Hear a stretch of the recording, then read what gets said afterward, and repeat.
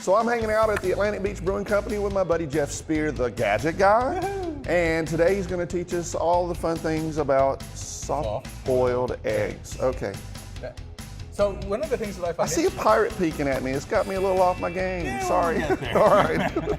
So one of the things that I find that's interesting in doing my research is that there are lots of kitchen gadgets, lots of cooking tools, but for eggs, There's they're good gazillion. everywhere. Yeah. So anyway, this is just for soft-boiled eggs. And some today. actually work. That's right.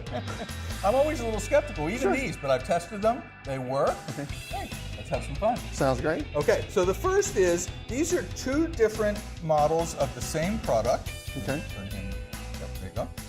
These are made by Brainstream. This is a beef egg classic. This is a beef egg pirate. Okay, for cooking your beef and eggs. That's right. You store them with your eggs in the fridge or wherever you keep them.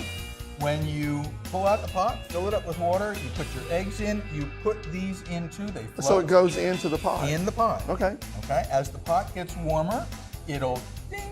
When it gets boiling, it dings again. Okay. And then you have 3 settings. Okay. And so each time, so for soft-boiled egg, it'll play a song. Oh, Susanna, why not? Yeah. The pirate plays pirate theme song. Okay. You have a second setting, which is a little bit more hard-boiled, but not solid. Okay. And then the third one is hard-boiled. All the way hard-boiled. Yeah. Hard-boiled. You know, so you got the Goldilocks modes. You got it. And it's fun. And I checked it out, and I did the first one, and it was soft-boiled. The second one was a little bit harder, and the third one So was it works. Yeah. How about that? Amazing. A gadget that works. We love those things. So once they're cooked, Okay. you have your cup or wherever you're going to put the egg, Right. and you need to open it up. Now, some people just crack it open and spoon it out and put it in a bowl. Tap it with a spoon, go crazy. Some people like to put them in a little egg cup, and when you do that, you need to open up the top. Okay. So this is a traditional egg topper. Yeah.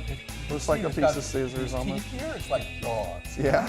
Don't put your finger And in you there. put it over top of the egg when it's soft-boiled, Right. and you just scissor it closed, and it crunches the top off, and you just pick it off. Okay. Okay?